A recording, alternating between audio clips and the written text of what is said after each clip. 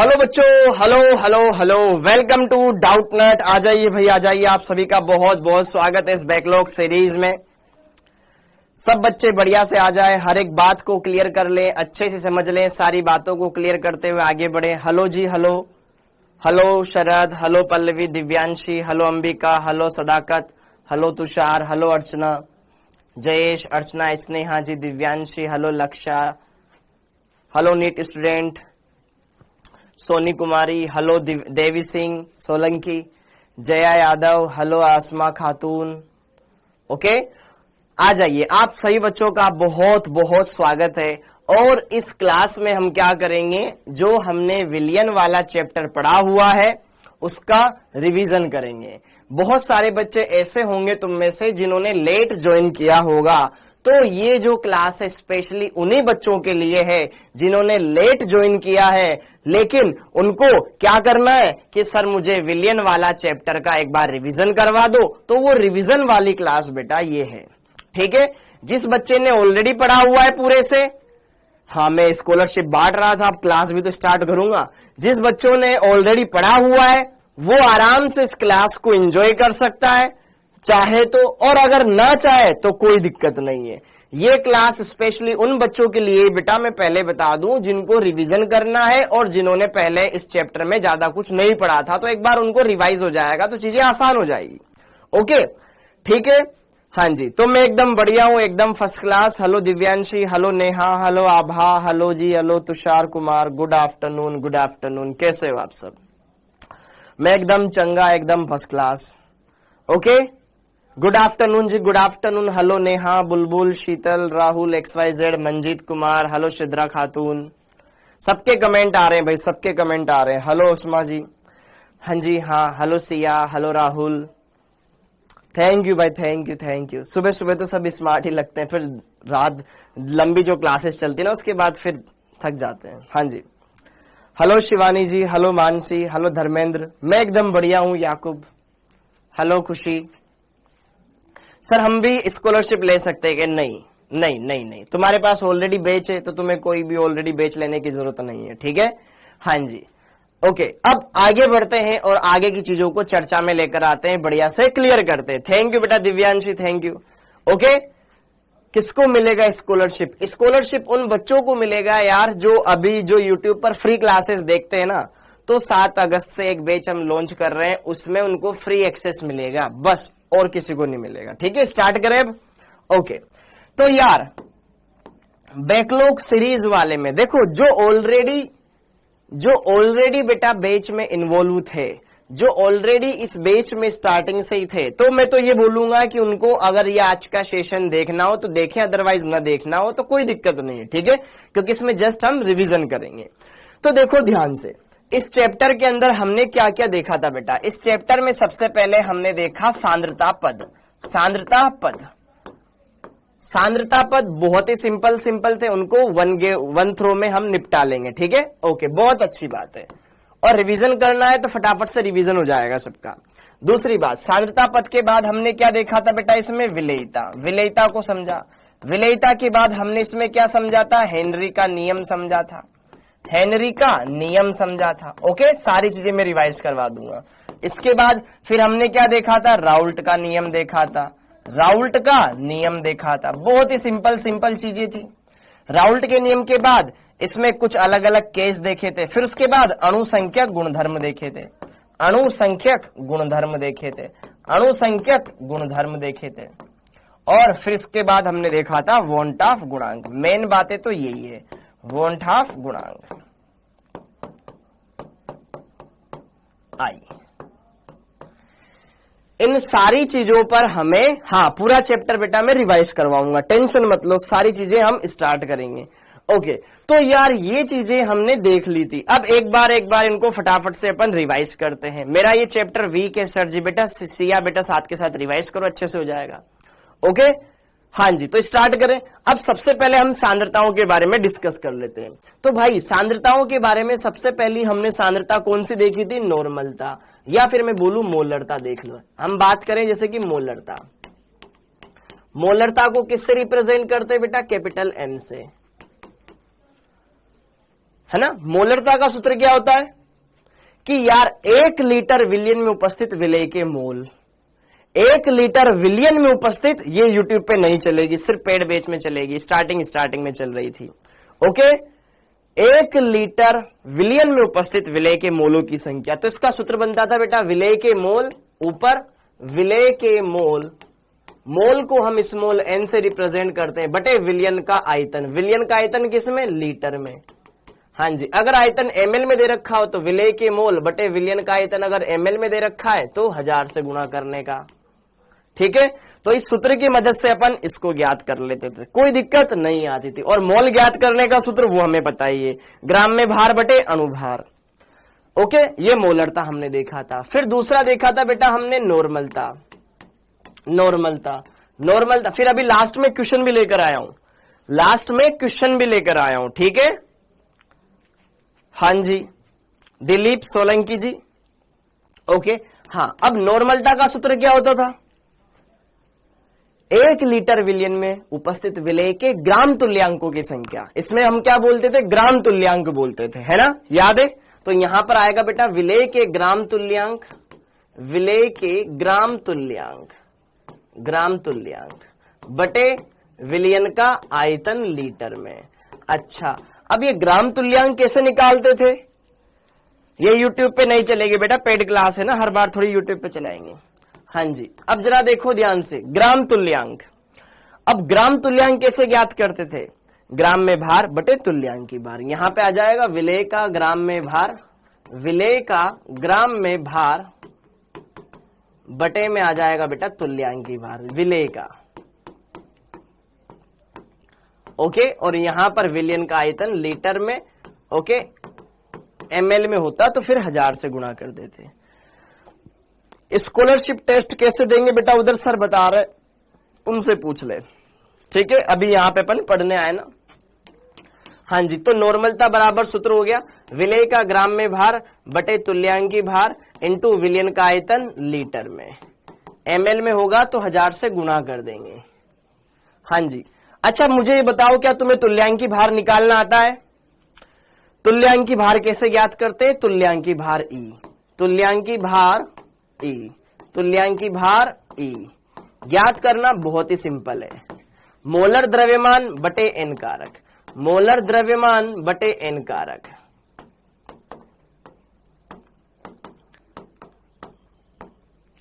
n कारक, ठीक है, वेरी गुड। हाँ, परमाणु है तो परमाणु भार बटे n कारक, अणु है तो अणु भार बटे n कारक। ठीक है, वेरी गुड बेटा, वेरी गुड। किसी के भी लिए आप यहां पर मोलर द्रव्यमान ज्ञात कर सकते हो। हाँ, अगर परमाणु है तो परमाणु बटा n कारक, परमाणु भार बटे n कारक, अणु है तो अणु भार बटे n कारक। वेरी गुड, ऐसे ज्ञात कर सकते हो, बहुत बढ़िया। तो यहां से आप क्या ज्ञात कर सकते हो? n कारक। अब n कारक क्या होता है? n कारक क्या होता है? किसी तत्व के लिए उसकी संयोजकता होता है, तत्व के लिए उसकी संयोजकता कितनी है? कोई आयन है, आयन के लिए उस पर उपस्थित आवेश होता है ना, आयन पर आवेश होता है। Very good. अम्ल के लिए क्या होता है? अम्ल के लिए कितने वो H+ आयन देता है? H+ आयन्स, जितने H+ आयन वो देगा उतना। Very good. और क्षार के लिए क्या होगा? बेटा, ये सब जानते होगे आप, है ना। क्षार के लिए n कारक क्या होता है? क्षार के लिए OH- ion, number of OH- ions. ये इतने में अपना ये क्लियर हो जाएगा। Very good. तो n कारक आराम से आप डिफाइन कर सकते हो अच्छे से, ठीक है। तो ये हो गया। अगला, नॉर्मलता और मोलरता में क्या संबंध होता है? नानी बराबर मम्मी गुणा x। नानी की उम्र मम्मी की x गुणा है। x क्या है? जहां पर n फैक्टर।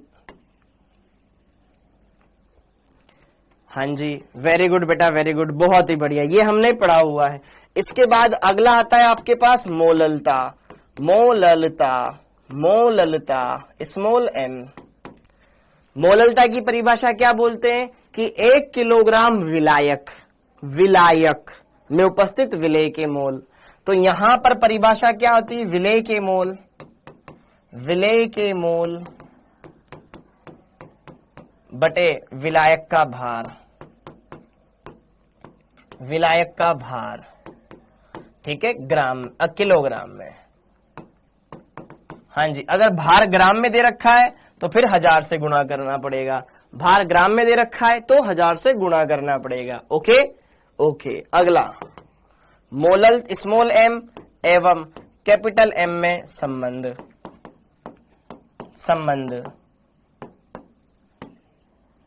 ये बताओ, इसका सूत्र बताओ, ये सूत्र बताओ, इसका सूत्र बताओ क्या होता है, ये सूत्र बताओ बेटा। मोललता और मोलरता में क्या संबंध होता है बेटा? करेंगे, सवाल भी करेंगे बेटा पहले, लेकिन ये थ्योरी निपटा ले। सवाल लाया हूं मैं, ऐसा मत सोच के नहीं लाया, सवाल लाया हूं। सूत्र बताओ, क्योंकि अभी फ्लो में सारी थ्योरी खत्म हो जाएगी ना। मोललता और मोलरता में क्या सूत्र होता है, संबंध बताओ। नहीं पता किसी को? क्या पागलो, क्या बात कर रहे हो? ठीक है, मोललता बराबर क्या होता है? 1000 गुणा मोलरता अपोन में क्या होता है? 1000 गुणा डेंसिटी घनत्व माइनस मोलरता गुणा मोलिकुलर वेट, विलेय का। हाँ वेरी गुड, बहुत बढ़िया, सकीना ने सही बताया बेटा कि इस n बराबर नहीं होता, वो m बराबर होता है, स्मॉल m बराबर, ये सूत्र होता है। ठीक है, 1000 गुणा मोलरता अपोन में 1000 गुणा घनत्व और माइनस मोलरता गुणा मोलिकुलर वेट। ये मोलिकुलर वेट किसका? विलेय का। ओके हाँ जी, ये वाला सूत्र, जहां पर सारी चीजें पता होनी चाहिए। जहां स्मॉल m क्या है? मोललता, कैपिटल M क्या है? मोलरता, हाँ या ना? ओके, और अगर हम बात करें यहां पर मोलिकुलर वेट, ये हो गया विलेय का अणुभार। ये कुछ चीजें आपको पता होनी चाहिए। डी घनत्व, विलयन का घनत्व। ओके, 1000 लिखना जरूरी है, क्यों नहीं लिखना है? ओके ओके, वेरी गुड, ये आता है तुम्हें, बहुत बढ़िया। इसके बाद परसेंटेज, प्रतिशत के पदों में, प्रतिशतता के पदों में। ठीक है, सबसे पहले आता है भार बटे भार, प्रतिशतता, विलेय का भार बटे विलयन का भार। ठीक है, तो सिंपल सा है कि यार टोटल में कितना ये है, तो सिंपल सा है, यहां ऊपर आ जाएगा विलेय का भार, ठीक है, ग्राम में, बटे में आ जाएगा विलयन का भार ग्राम में, इनटू में आ जाएगा आपके पास यहां पर 100, तो भार प्रतिशतता आ जाएगी। वेरी गुड, सिंपल है, ठीक है। रिवाइज करते रहना इन चीजों को, कोई दिक्कत नहीं है। इस तरीके से भार बटे भार की बजाय भार बटे आयतन देख लो, भार बटे आयतन प्रतिशतता देख लो कि यार 100 ml में कितना ग्राम है, 100 ml में कितना ग्राम है, तो ऊपर आ जाएगा विलेय का भार। अच्छा हाँ, विलेय का भार, ये तो आ जाएगा ग्राम में, और नीचे आएगा विलयन का आयतन, रिवाइज करते रहना, ठीक है, ml में, इनटू में 100, ये तुम्हारा क्लियर हो जाएगा। और इसी तरीके से आयतन बटे आयतन, V बाई V, ठीक है, परसेंटेज, विलेय का आयतन बटे विलयन का आयतन। वेरी गुड, ये आ जाएगा, ठीक है, विलेय का आयतन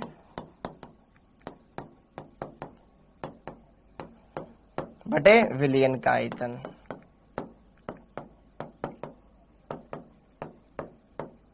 इनटू में 100, ml में, ठीक है, आयतन किस में? ml में, ये हमने देख लिया। ओके, सेम जिस तरीके से प्रतिशतता की पदों में होता है बेटा, इस तरीके से ppm में पदों में होता है, ppm के पदों में। तो जैसे भार बटे भार, भार बटे आयतन, आयतन बटे आयतन, ये सारी चीजें हमने देखी। अरे रुक जाना सकीना, भार बटे भार, भार बटे आयतन और वॉल्यूम बाय वॉल्यूम देखा, ठीक है। तो यहां पे जरा देखो ध्यान से, पीपीएम में जब गणना करते हैं तो बेटा 10 की घात लीटर में होता ही नहीं, ये एमएल में होता है, ठीक है, एमएल में कन्वर्ट करके रखना पड़ता है। अगर पीपीएम के पदों में होता है बेटा, ठीक है, तो करना बेटा ये अरविंद कुमार, हाँ जी, जरा देखो ध्यान से, अगर पीपीएम के पदों में होता है तो जहां पर यहां 100 से गुणा करा हुआ है, इन्हीं चीजों को जब गणना करते हैं अपन पीपीएम के पदों में तो 10 की घात 6 से गुणा कर देते हैं, बस और कुछ नहीं करता। अगर मुझे W/W निकालना है, भार बटे भार पीपीएम के पदों में मान निकालना है, भार बटे भार निकालना है, तो यहां पर 10 की ये 100 की जगह 10 की घात 6 से गुणा कर देंगे, इंटू 10 की घात 6। ऊपर सेम वही रहेगा, विलेय का ग्राम में भार बटे विलियन का ग्राम में भार। यहां पर W/V, इसमें भी क्या रहेगा, ऊपर रहेगा विलेय का भार बटे विलियन का आयतन गुणा 10 की घात 6, सेम। ओके, यहां पर भी, यहां पर आ जाएगा आपके पास आयतन बटे आयतन परसेंटेज, ऊपर आ जाएगा विलेय का आयतन, नीचे आ जाएगा विलियन का आयतन गुणा 10 की घात 6। ओके, हाँ, वेरी गुड। बाकी और कुछ नहीं करना, सिंपल है। पीपीएम में 10 की घात 6 से गुणा करते हैं, प्रतिशतता में 100 से गुणा करते हैं। प्रतिशत का मतलब होता है प्रति 100 में, और प्रति मिलियन का मतलब होता है 10 लाख। ओके, ये क्लियर हो गया। फिर इसके बाद बेटा हमने क्या देखा था, मोल प्रभाज देखा था। क्या देखा था, मोल प्रभाज देखा था। मोल प्रभाज जिसको अपन एक्स से रिप्रेजेंट करते हैं। मोल प्रभाज क्या होता है, कोई विलियन है, जैसे कि मान लो ये मेरे पास एक विलियन है जिसमें क्या है, ये विलायक है, और विलायक के मोल मैंने मान लिए कैपिटल एन, और इसमें मान लो मैंने क्या मोल दिया, एन मोल विलेय मिला दिया।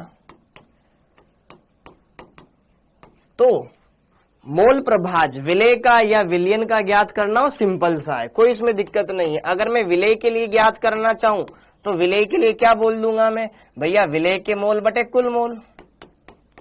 और अगर मैं विलायक के लिए ज्ञात करना चाहूं तो क्या हो जाएगा, इसके स्वयं के मोल बटे कुल मोल, स्वयं के मोल कैपिटल एन, कुल mole small N plus capital N.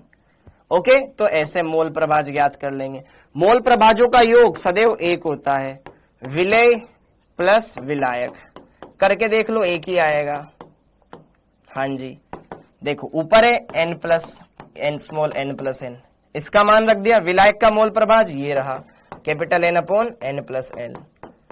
LCM दोनों में सेम ही है, एन प्लस एन। ये एक बार एक से गुणा कर देंगे, सेम, एन प्लस एन ऊपर एन प्लस एन नीचे, छम छम एक आ गया। बोला जाता है ना कि विलेय के मोल प्लस विलायक के मोल प्रभाजों का योग एक रहेगा, या किसी घटक, किसी मिश्रण में उपस्थित सभी घटक। कोई मिश्रण है, जैसे ये द्विअंगी मिश्रण है, द्विअंगी मतलब जिसमें दो घटक हो, एक विलेय है एक विलायक है। तो कोई मिश्रण हो, उसमें जितने भी घटक है सभी मोल प्रभाजों का योग सदैव एक आता है। तो अगर मैं बात करूं यहां पर एक्स विलेय प्लस एक्स विलायक बराबर कितना आ गया, एक आ गया, बराबर एक आ गया।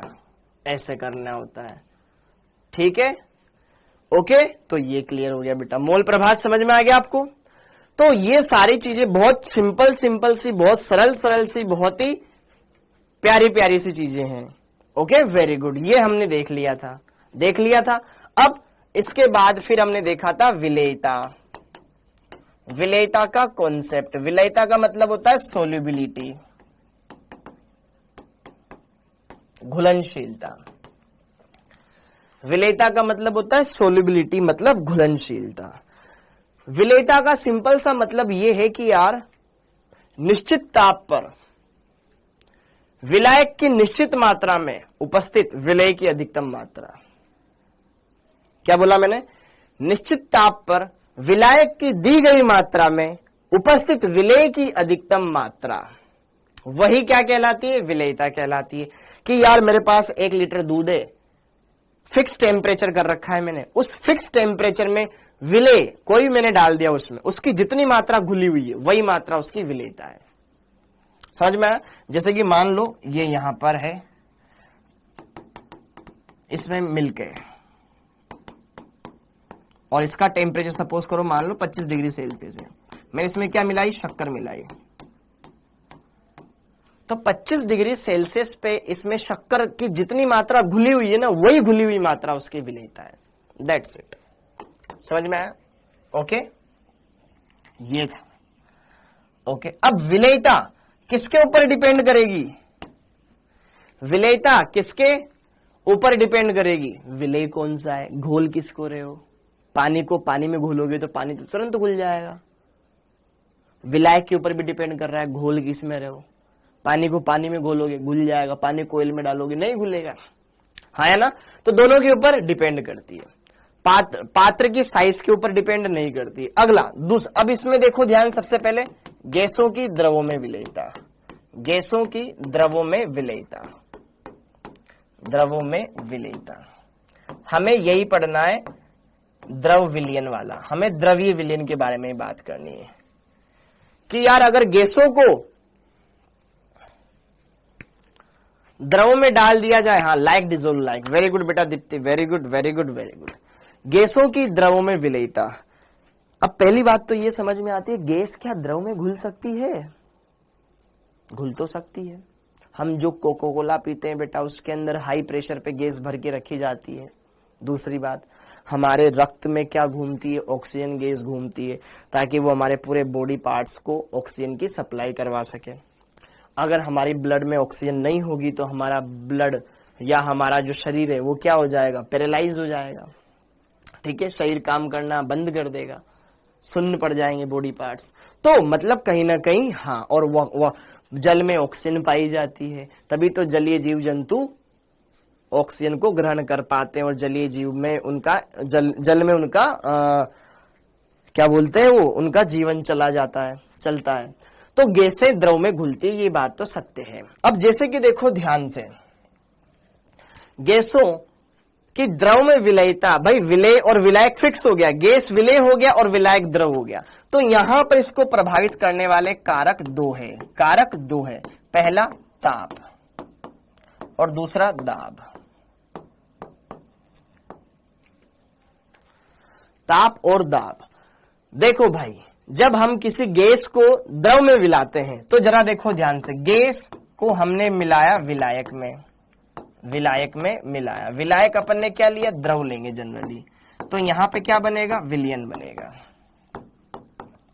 हाँ जी, तो गैसों का जो विलायकन वाला पार्ट होता है ना बेटा, जब गैसें किसी विलयन में मिलती है ना, तो वो प्रोसेस क्या होता है, ऊष्माक्षेपी होता है। उसमें क्या निकलती है, जनरली ऊष्मा निकलती है, ये ऊष्माक्षेपी होता है, ऊष्माक्षेपी होता है। अब ऊष्माक्षेपी है तो यहां पे जरा देखो ध्यान से, ऊष्माक्षेपी के लिए क्या होगा, ऊष्माक्षेपी के लिए क्या होगा,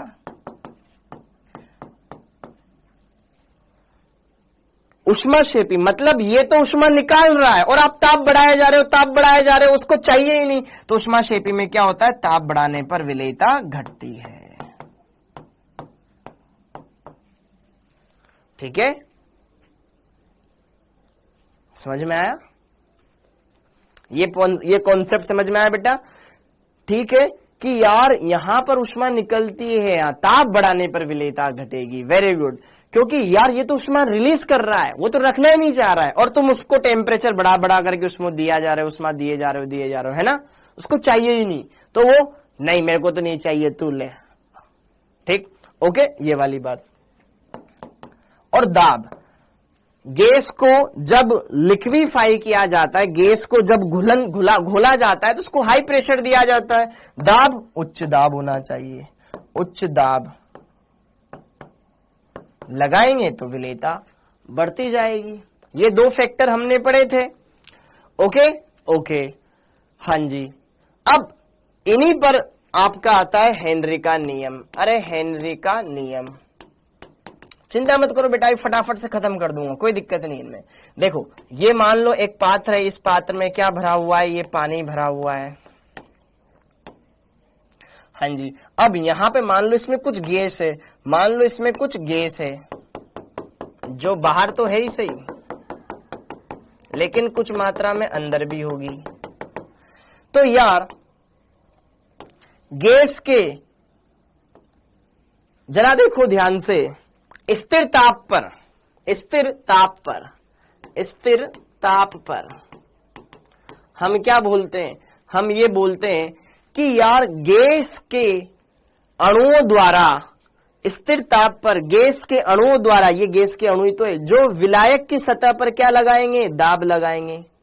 और हर एक अणु के दाब को हम क्या बोलेंगे? आंशिक दाब बोलेंगे। वह उस विलायक में उपस्थित गैस की मात्रा के समानुपाती रहेगी। Are you getting my point? ये वेपर प्रेशर नहीं है, ठीक है। आंशिक स्थिर दाब पर क्या होता है? गैस के द्वारा आरोपित आंशिक दाब, गैस के द्वारा आरोपित आंशिक दाब क्या होगा? उस विलयन में उपस्थित, या मैं बोलूं उस विलायक में उपस्थित गैस की मात्रा के समानुपाती रहेगी। हाँ है ना, ठीक है। विलायक में गैस की मात्रा के समानुपाती, विलायक में गैस की मात्रा या गैस की विलेयता, गैस की मात्रा, और इस मात्रा को अपन क्या बोलते हैं? मोल अंश, मोल अंश के समानुपाती रहेगी, अर्थात आंशिक दाब P समानुपाती X। और फिर यहां पर से ये समानुपाती का चिन्ह हटता है, यहां पे एक स्थिरांक आता है KH गुणा X, जहां पर KH क्या होता है? विलेयता, अरे नहीं विलेयता नहीं, हेनरी स्थिरांक, हेनरी स्थिरांक,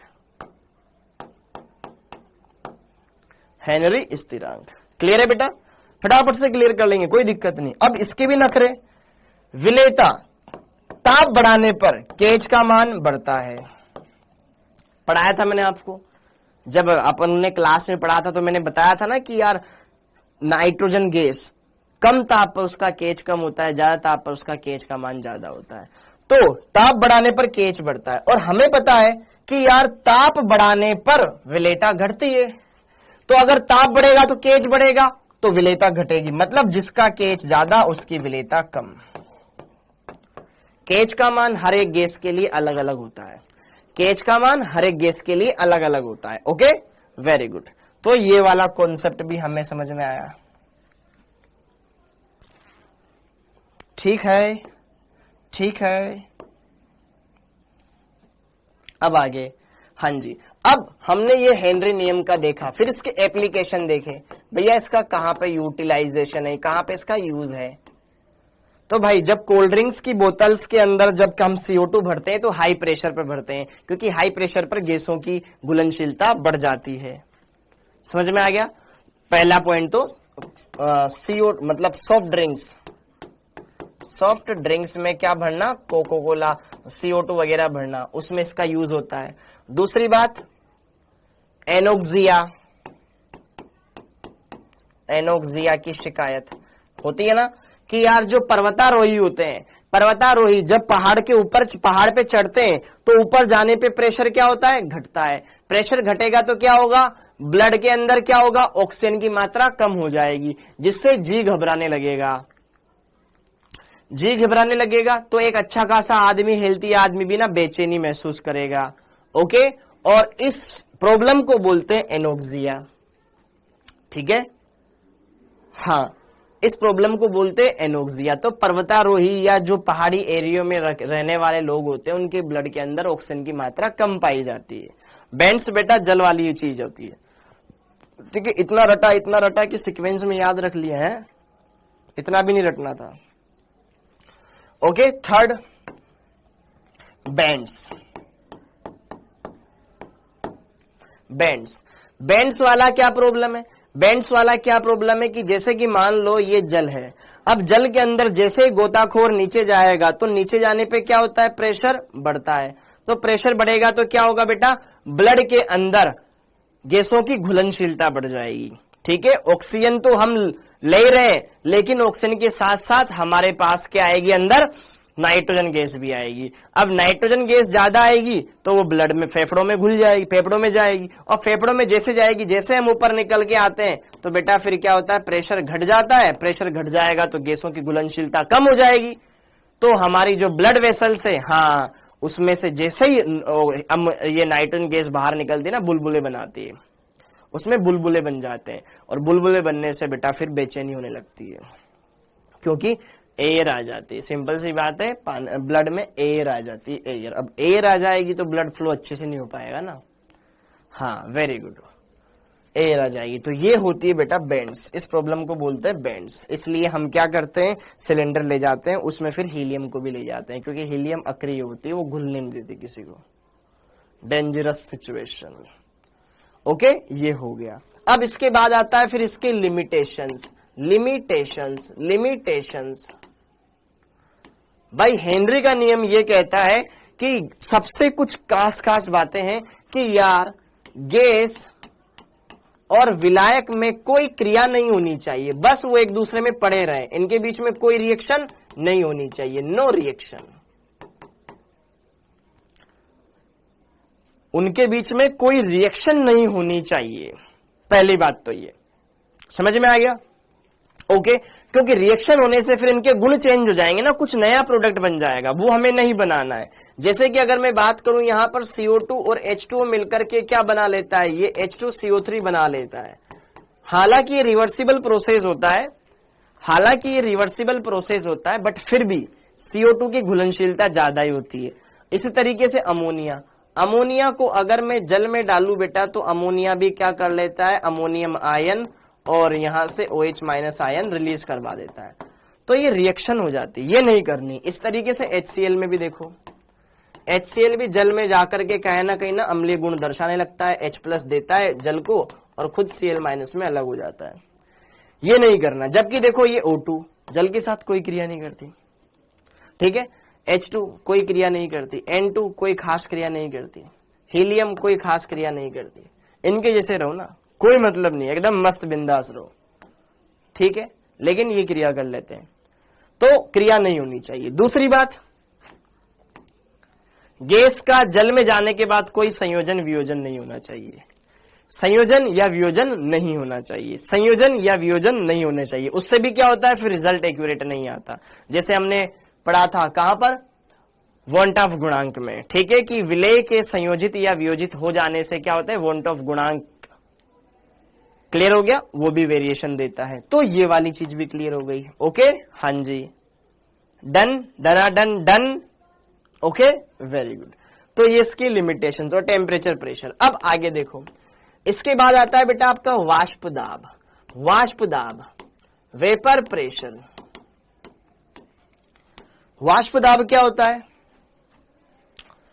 वाष्प दाब क्या होता है कि कोई वाष्पशील द्रव है। पहली बात तो वाष्प दाब कौन लगाएगा, कौन सा द्रव लगाएगा, जिसकी वाष्प बनती होगी। तो हम यहां पे सिर्फ किसकी बात करेंगे, वाष्पशील द्रवों की बात करेंगे, और मोस्टली हर एक द्रव वाष्पशील होता है, ठीक है, हाँ जी।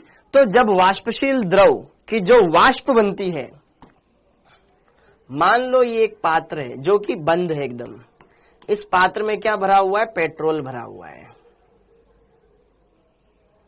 ये पेट्रोल है। अब पेट्रोल तो क्या होता है, वाष्पशील होता है, तो पेट्रोल की क्या बनेगी, वाष्प बनेगी, किसी और की नहीं है, ये खुद की वाष्प है। ओके, ये बंद है तो ये पेट्रोल की वाष्प इधर टकराएगी, उधर टकराएगी, इधर टकराएगी, उधर टकराएगी, ऐसे टकराएगी। लेकिन जरा देखो ध्यान से, यहां पर यही इसी की वाष्प कुछ टाइम बाद इसी के ऊपर दाब लगाएगी। कब, जब ये साम्य में आ चुके होंगे। साम्य का मतलब अब इसका उसमें कन्वर्ट होना बंद हो गया है, वो वापस नीचे आना बंद हो चुका है, अब बस ये रहेंगे और धीरे धीरे इधर उधर टकराते रहेंगे, टकराते रहेंगे, टकराते रहेंगे एक दूसरे से। तो यहां पर वो जो टकराव है, वो जो प्रेशर लगेगा, उसी प्रेशर को बोलते हैं वाष्प दाब। कि द्रव की वाष्प के द्वारा द्रव की सतह पर जो दाब लगता है, उसी दाब को बोला जाता है वाष्प दाब। कब, जब द्रव और वाष्प साम्य अवस्था में आ जाती है। सर बंद टंकी से भी पेट्रोल कम होने लगता है क्या, नहीं होने लगता बेटा, ठीक है, वो वाष्पीकृत होगा, टकराएगा, वापस उसमें बैठ जाएगा ना। सर जी कैसे पता चलता है कि कौन अधिक वाष्पशील है, बेटा जो जल्दी उड़ता है। भाई आपको कैसे पता चलेगा, जैसे कि आपने क्या किया, एक ग्लास में पानी भरा, इसमें मान लो पानी है, और सेम ऐसे ही कोई ग्लास में पेट्रोल है, खुला छोड़ दो दोनों को, कौन पहले उड़ेगा, कौन पहले उड़ेगा, पानी या पेट्रोल? पेट्रोल पहले उड़ेगा ना, अर्थात पेट्रोल ज्यादा वाष्पशील है। या आप नेल पेंट लगाते हो तो फिर नेल पेंट को हटाने के लिए थिनर का उपयोग करते हो ना, थिनर का उपयोग करते हो ना, ओके, हाँ या ना। तो जो थिनर होता है, थिनर भी तो वाष्पशील होता है ना, थोड़ी देर बाद गायब हो जाता है, उसकी स्मेल आती है ना अलग सी, हाँ या ना। तो जरा देखो, क्या सिंपल सी तो बात है। हाँ थिनर, याद आ गया, ये थिनर। सर बस हमारे काम की चीजें बताया करो, हमें फटाफट याद आ जाती है, ऐसे सीधे सीधे एग्जाम्पल दिया करो, ठीक है, ओके। जो लगाते हैं उनको तो पता होगा, हाँ या ना, ठीक है, ओके। तो ये वाली बात। अब वापस टॉपिक पर आते हैं, भटक रहे पर। हाँ, तो वाष्प दाब वो होता है। अब ये हमने देख लिया। अब उसके बाद हाँ एसीटोन होता है वो, बिल्कुल बेटा। अब जरा देखो ध्यान से, पता चल गया वाष्पशील कैसे होता है। अब अगले देखो, तो यहां पर आता है अब द्रव प्लस द्रव का मिश्रण, द्रव द्रव विलयन, द्रव द्रव विलयन, द्रव द्रव विलयन। अब द्रव द्रव विलयन, हाँ, अब द्रव द्रव विलयन में अब यहाँ पे बहुत सारी हमने बातें कर रखी है, तो ज्यादा कुछ इसमें टाइम पास करने की जरूरत नहीं। द्रव द्रव विलयन के लिए लगता है राउल्ट लॉ, राउल्ट का नियम। राउल्ट का नियम क्या कहता है कि अगर मान लो कोई मिश्रण है, मिश्रण मतलब जिसमें दो अलग अलग वाष्पशील द्रव भर दूं मैं, मान लो इसमें द्रव ए है, द्रव बी है, ठीक है। ऑयल, ऑयल डिपेंड करता है बेटा, ऑयल वैसे इतना वाष्पशील होता नहीं है, ठीक है, हाँ जी, क्योंकि ऑयल में थोड़ा अट्रैक्शन ज्यादा होता है अणुओं के बीच में, हाँ जी। टंकी का पेट्रोल कम क्यों हो जाता है धूम में, धूप में? अरे यार देखो, पेट्रोल कम क्यों हो जाता है? देखो पेट्रोल कम इसलिए होगा ना क्योंकि टंकी के अंदर टेम्परेचर बढ़ रहा है। यार देख, दो गाड़ियां हैं, दोनों स्प्लेंडर है, एक में भी, इसमें भी टंकी फुल है, इसमें भी टंकी फुल है। ये ठंडी जगह पे खड़ी है, वो बाहर धूप में खड़ी हुई है, तो उसके अंदर वाष्पीकृत होने की चांस ज्यादा है, तो वो जल्दी वाष्पीकृत होगी क्योंकि उसके अंदर से बहुत ज्यादा गर्मी हो रही है, ठीक है, क्योंकि टेम्परेचर बढ़ रहा है, गतिज ऊर्जा बढ़ रही है, तो गैस के जो अणु होंगे वो बहुत ज्यादा टकराव करेंगे, ठीक है, ओके। तो जैसे वहां पे उसका वो ज्यादा जल्दी खराब खत्म होएगा, ये वाला लंबा टाइम तक चलेगा, वो माइलेज कम देगी, ये माइलेज बढ़िया देगी, तो जल्दी वो उड़ेगा बेटा, ठीक है, क्योंकि वो बहुत ज्यादा ज्वलनशील हो चुका है, ठीक है, हाँ जी। अब जरा देखो ध्यान से, यहां पर इसकी भी वाष्प बनेगी, इसकी भी वाष्प बनेगी। तो यार राउल्ट का नियम क्या कहता है कि कोई मिश्रण है, उस मिश्रण में प्रत्येक घटक का आंशिक दाब उस विलयन में उपस्थित, इस विलयन में उपस्थित, इस विलयन में उपस्थित इसके मोल प्रभाज के समानुपाती होगा, ठीक है। अब यहां से तो सारी चीजें आपको समझ में आई होगी, सबने पढ़ा होगा ये, ठीक है। और फिर ये तो राउल्ट का नियम, राउल्ट का नियम, फिर इसको यहाँ पे क्या बोलते थे, पी ए बराबर P naught A X A, ठीक है। यहां पर क्या आ जाएगा, पीबी बराबर P naught B X B हो जाएगा, ठीक है। और विलयन का टोटल कितना हो जाएगा, P naught A X A plus P naught B X B हो जाएगा, ठीक है। मुझे नहीं लगता है कि इसमें कोई दिक्कत आएगी अब आपको आगे, हाँ है ना। ये आपने राउल्ट का नियम पढ़ा। अब इसी के अंदर हमने फिर शुद्ध अवस्था में, वाष्प अवस्था में भी देखे थे मोल प्रभाज, कि अगर मुझे ए के वाष्प अवस्था में मोल प्रभाज निकालने तो क्या सूत्र आता था, पी अपॉन पी टोटल, ये पी टोटल, और वाई बी बराबर भी निकालने का सूत्र आता था, पीबी अपॉन पी टोटल या पीएस। सबने पढ़ा हुआ है ना, ये वाष्प अवस्था में इनका संगठन ज्ञात करना है, तो वाई ए और वाई बी वो भी हमने पढ़ा हुआ है बेटा, ठीक है। तो कोई इसमें ज्यादा दिलचस्पी नहीं लेनी है। अगला दूसरा, द्रव प्लस ठोस। भाई अगर हम क्या मिला देते हैं, अवाष्पशील ठोस मिला देते हैं। अब अवाष्पशील ठोस मिला देते हैं तो हम तो ये जानते हैं पीएस बराबर क्या होता है, P naught A X A plus P naught B X B होता है, डाल्टन्स लॉ के अकॉर्डिंग। अब ठोस मिला दिया, इसको मान लो ए, इसको मान लो बी। अब ठोस की तो जनरली वाष्प बनती ही नहीं है, तो वाष्प दाब 0, पीछे वाला पार्ट 0, तो पीएस बराबर क्या आ गया, पी नोट ए एक्स ए। तो यहां से हमने एक रिजल्ट निकाला था कि जब अवाष्पशील ठोस को किसी वाष्पशील द्रव में मिलाया जाता है तो विलयन का वाष्प दाब सिर्फ विलायक के मोल प्रभाज के समानुपाती आता है। पढ़ा था कि विलयन का वाष्प दाब विलायक के मोल प्रभाज के समानुपाती रहेगा। पहला हमने रिजल्ट ये देखा था। फिर इसी के अंदर हमने क्या किया था, पी एस बराबर पी नोट ए, एक्स ए की जगह 1 माइनस एक्स बी रख दिया था, रखा था कि नहीं रखा था, तो P S upon P naught A कर देंगे, फिर इसको इधर भेजेंगे, तो हमारे पास एक्स बी बराबर यहां पर एक रिजल्ट आया था P naught A minus P S upon P naught A. तो पी नोट ए ये शुद्ध अवस्था में वाष्प दाब होता था। अरे हाँ ठीक है दीप्ति बेटा, बार बार इतने सारे मैसेज मत किया करो। ये शुद्ध अवस्था में वाष्प दाब, ये विलयन का वाष्प दाब, बीच में माइनस मतलब कमी, ये कमी को बता रहा है, तो ये हो गया वाष्प दाब में कमी, वाष्प दाब में कमी।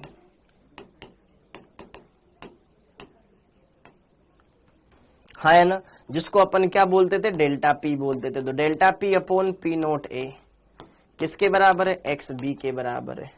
बी के मोल प्रभाज, बी के मोल प्रभाज कैसे निकाले, बी के मोल अपॉन में ए के मोल प्लस बी के मोल, ऐसे ये हमारे पास एक फॉर्मूला आता था, जिसी को बोलते थे वाष्प दाब में आपेक्षिक अवनमन। बोलो, P naught A delta P upon P naught A, वाष्प दाब में कमी प्रारंभिक मान के सापेक्ष, इसी को बोलते हैं वाष्प दाब में आपेक्षिक अवनमन।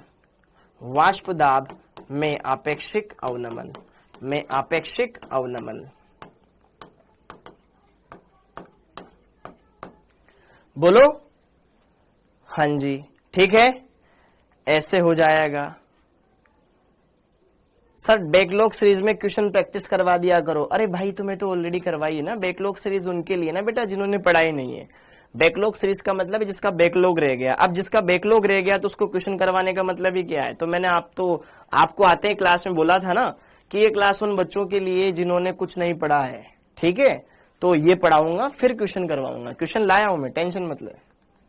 पीएस मतलब पी टोटल, पीएस मतलब विलयन का वाष्प दाब, ठीक है। पीएस मतलब विलयन का वाष्प दाब, ओके, ये कूल, ओके। हाँ जी, अब हमने ये भी देख लिया था, ये भी देख लिया था, सारी चीजें क्लियर कर ली थी। इसके बाद हमने देखा था राउल्ट के नियम को पालन करने वाले आदर्श विलयन, आदर्श विलयन, और कुछ होते थे हमारे अनादर्श विलयन, अनादर्श विलयन, आदर्श विलयन, अनादर्श विलयन।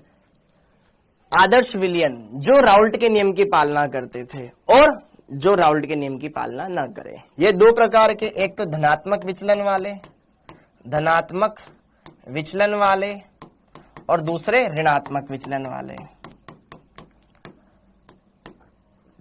विचलन वाले।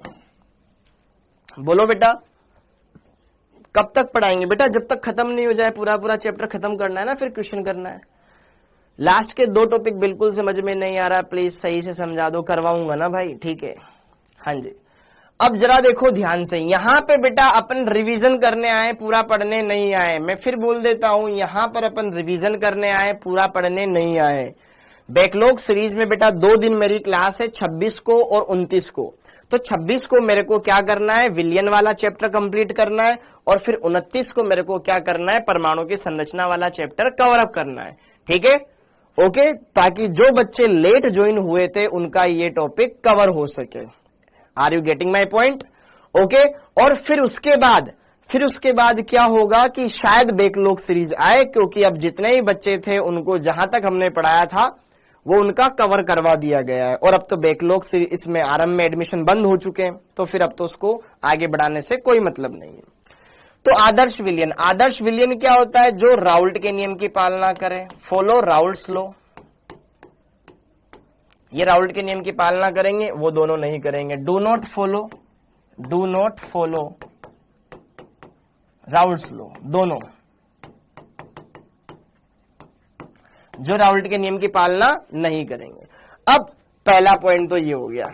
दूसरा पॉइंट, आदर्श विलयन में क्या होता है कि मान लो 2 मैंने विलयन लिए, ए और बी, तो यहां पे हम बोलते हैं कि यार ए में जैसे अन्योन्य क्रिया होगी वैसी बी में होती है, और जब मिलाएंगे तो फिर भी वैसी ही रहेगी। जबकि धनात्मक में क्या होता है, पहले ज्यादा होती थी बाद में कम हो जाएगी। धनात्मक में क्या होती थी कि भैया ए और ए में जो अन्योन्य क्रिया हो रही है और बी में जो अन्योन्य क्रिया हो रही है या अंतर क्रिया हो रही है वो पहले ज्यादा थी, बाद में कम हो गई। ए बी अन्योन्य क्रिया, जबकि यहां बढ़ जाएगी ए और बी के मुकाबले अब अन्योन्य क्रिया ज्यादा हो जाएगी, मतलब अणुओं के बीच में ज्यादा आकर्षण हो जाएगा। अब अगली बात, थर्ड पॉइंट, यार यहां पर जब दो अलग अलग विलयनों को मिलाया जाता है तो दोनों के आयतन का ही योग मिश्रण का आयतन आता है, अर्थात कोई अंतर नहीं आता मिश्रण में। डेल्टा वी मिक्स 0, मतलब जैसा पहला आयतन था अलग अलग वही बाद में रहेगा, तो दोनों विलयन में जो मिश्रण का आयतन का अंतर 0 ही रहेगा। और डेल्टा एच मिश्रण ये भी 0 रहेगा, एंथैल्पी परिवर्तन भी 0 रहेगा, जबकि यहां पर डेल्टा वी मिक्स आयतन बढ़ जाता है और डेल्टा एच भी 0 से बड़ी आती है, और यहां पर उल्टा हो जाता है, वी मिक्स लेस देन 0 और डेल्टा एच लेस देन 0, ये हो जाता है। ठीक है, वेरी गुड। और थर्ड पॉइंट, एंट्रोपी बढ़ती है, एंट्रोपी तो हमेशा बढ़ेगी ही बढ़ेगी, और गिब्स मुक्त ऊर्जा हमेशा घटेगी ही घटेगी, ये घटेगी घटेगी, सब में कॉमन। डेल्टा एस मिश्रण का सदैव बढ़ेगा और डेल्टा जी सदैव घटेगा, डेल्टा एस सदैव बढ़ेगा मिश्रण का और डेल्टा जी सदैव घटेगा मिश्रण का। ठीक है, नोट्स लेके बैठोगे तो सारी चीजें क्लियर हो जाएगी। ये हो गया। अगला चौथा पढ़ाओ, यहां पर पी ए का वाष्प दाब पी नोट ए एक्स ए के बराबर ही आएगा, कोई दिक्कत नहीं आएगी, और यहां पर पीबी का भी same P naught B X B के बराबर आएगा। यहां पर पहले आकर्षण था, बाद में कम हो गया, आकर्षण कम हो गया तो अणुओं के बीच में उतना आकर्षण नहीं रहा, मतलब अब ज्यादा वाष्प बनेगी तो वाष्प दाब बढ़ जाएगा। हाँ जी, पी ए का मान P naught A X A से ज्यादा आएगा और पीबी का मान P naught B X B से ज्यादा आएगा, और इसी वजह से पी एस का मान भी P naught A X A plus P naught B X B से ज्यादा प्राप्त होएगा। फिर ग्राफ में ऊपर आता था। हाँ, वेरी गुड। और यहाँ पे उल्टा हो जाएगा कि पहले आकर्षण कम था, अब आकर्षण बढ़ गया, आकर्षण बढ़ गया मतलब अणु एक दूसरे के ज्यादा समीप आ गए, अब ज्यादा समीप आ गए, जिनके बीच में आकर्षण कम है तो वो एक दूसरे से दूर कम भागेंगे ना, इसलिए वाष्प कम बनेगी तो वाष्प दाब कम लगेगा। तो यार यहाँ पर पी ए का मान कम हो जाएगा P naught A X A से, और पीबी का मान भी कम हो जाएगा P naught B X B से, और विलयन का वाष्प दाब भी घट जाएगा P naught A X A plus P naught B X B से। डन डना डन डन। तो ये कुछ पॉइंट्स थे जो हमने देखे थे। अगली बात, यहां पर इसके उदाहरण, समान संरचना रखने वाले उदाहरण क्या भाई, जिनमें समान संरचनाएं होती ना लगभग, जैसे benzene, toluene, CCl4, SiCl4, ethyl chloride, ethyl bromide, N butyl chloride, N butyl iodide, chlorobenzene, bromobenzene, लगभग समान संरचना रखने वाले वो आएंगे इसके अंदर, है ना। अब इसके अंदर एल्कोहल के साथ कोई आ जाए, एल्कोहल के साथ आ जाए, CCl4 के साथ कोई आ जाए, कार्बन डाइसल्फाइड के साथ आ जाए, ओके, और बेंजीन और एसीटोन आ जाए। भाई एल्कोहल के साथ कोई आ जाए, एल्कोहल के साथ जल आ जाए, एल्कोहल के साथ एनहेक्सेन आ जाए, साइक्लोहेक्सेन आ जाए, कोई भी आ जाए वो इसमें आएगा। मिथेनॉल प्लस जल आ जाए, CCl4 के साथ भी कैसे पता चलेगा कि सेम है, क्या है, उनकी संरचना बना के देखो ना। बेंजीन और टोलुइन में क्या है, बेंजीन तो कॉमन ही है, एथिल क्लोराइड, एथिल ब्रोमाइड में एथिल तो कॉमन ही है, और यहां पर क्लोरोफॉर्म आएगा। इसके उदाहरणों में क्या आएगा, जनरली क्लोरोफॉर्म देखने को मिलेगा, एसिड देखने को मिलेगा और एनिलीन देखने को मिलेगी। ठीक है, ये मैंने आपको लेक्चर में बताया है, पॉजिटिव सोल्यूशन में बॉन्ड वीक होता है। हाँ, वेरी गुड, तभी तो ज्यादा वाष्प बनती है। ठीक है, तो ये हमने देखा था। तो आदर्श का ग्राफ ऐसा आता था बेटा, आदर्श का ग्राफ ऐसा आता था, जैसे कि एक्स ए बराबर, अगर मैं 0 यहां ले लूं तो यहाँ एक्स ए बराबर 1, एक्स ए पूरा 1 है तो एक्स बी बराबर 0, क्योंकि दोनों का योग 1 होना चाहिए। यहाँ ये 0 तो एक्स बी बराबर 1। तो जब एक्स ए का मान 0 है तो यहाँ पे वाष्प दाब कितना आएगा, 0। वाष्प दाब 0 और XA का मान 1 है तो वाष्प दाब का मान क्या आया था P नोट A। किसी को भी ऊपर ले लो किसी को भी नीचे ले लो कोई फर्क नहीं पड़ता, ठीक है। XC बराबर 0 है, XC बराबर 1 हो तो यहाँ पे ये P नोट भी ले लो, किसी को भी किधर भी ले लो बेटा, ठीक है, कोई फर्क नहीं पड़ता। ये ओके, किसी को भी किधर ले लो कोई फर्क नहीं पड़ता है। ये हमारे पास पहला ग्राफ। धनात्मक विचलन में यही ग्राफ ऊपर चला जाएगा, यही ग्राफ ऊपर चला जाएगा, यही ग्राफ ऊपर चला जाएगा, ये धनात्मक विचलन। ऋणात्मक में यही ग्राफ नीचे चला जाएगा, यही ग्राफ नीचे चला जाएगा, यही ग्राफ नीचे चला जाएगा, खत्म बात। समझ में आया? अरे कोई भी किसी को भी ऊपर नीचे ले लो ना, हमें नहीं पता ना बेटा ए कौन है बी कौन है, हम तो जनरल वे में सोल्व कर रहे हैं ना उसको। ग्राफ पढ़ना जरूरी बिल्कुल बेटा। LEN क्या नाम है बेटा आपका? ये LEN 12 15 WZN आपकी स्टूडेंट आईडी है। सर क्यों फर्क नहीं पड़ता? क्योंकि बेटा देखो हमें पता नहीं ना ए कौन है बी कौन है।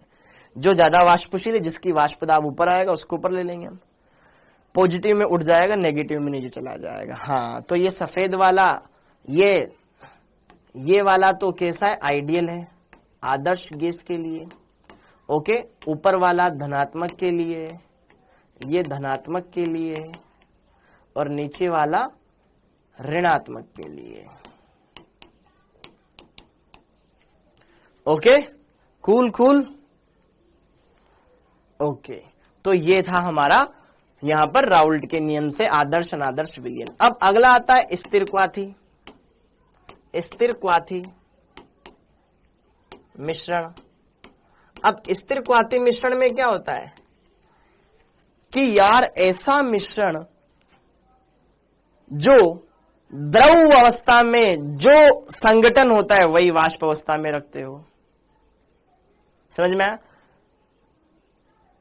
ऐसा मिश्रण जिसमें जो मिश्रण है उनका घटक उनका संगठन वही होता है जो द्रव अवस्था में होता है वही वाष्प अवस्था में होता है। मतलब ऐसा मिश्रण जिसमें घटकों का जो संगठन द्रव अवस्था में होता है वही संगठन उनकी वाष्प अवस्थाओं में होता है। मान लो इसमें A का संगठन, इसके A के मोल प्रभाज मान लो विलयन में कितने हैं? विलयन में मोल प्रभाज 0.4 है, तो बाहर वाष्प अवस्था में भी कितने होने चाहिए? 0.4 ही होने चाहिए। ठीक है? हाँ बिल्कुल बेटा, ठीक है। स्थिर क्वाथी मिश्रण ऐसा मिश्रण होता है कि जिसमें घटकों का संगठन जो द्रव अवस्था में होता है वही वाष्प अवस्था में हो। अगर मैं बी के यहां पर एक्स भी ले लू, दोनों का योग 1 आना चाहिए ना, 0.4 तो ये 0.6, तो वही ऊपर होना चाहिए YA 0.6। तो जो संगठन नीचे है द्रव अवस्था में वही ऊपर हो, जो नीचे है वही ऊपर हो, तो वो कहलाता है स्थिर क्वाथी मिश्रण। उनकी मात्रा से मतलब है यहां पर। ओके, अब स्थिर क्वाथी मिश्रण दो प्रकार के होते हैं बेटा। एक होता है निम्न क्वाथी और एक होता है उच्च क्वाथी। अब निम्न क्वाथी कौन और उच्च क्वाथी कौन? निम्न क्वाथी जिनका क्वथनांक कम हो। अब क्वथनांक कम, हमें जरा देखो ध्यान से, हमें एक रिश्ता पता होना चाहिए जिसकी वाष्पदाब ज्यादा होता है ना उसका क्वथनांक कम होता है। जैसे कि पेट्रोल की ज्यादा वाष्प बनती है, उसको कम ताप देना पड़ेगा उबालने के लिए, वो तो वैसे उबलना चाहता है। जबकि पानी का क्वथनांक ज्यादा होता है, पानी को ज्यादा उबालना पड़ता है। क्यों? क्योंकि उसकी वाष्प कम बनती है पेट्रोल के मुकाबले।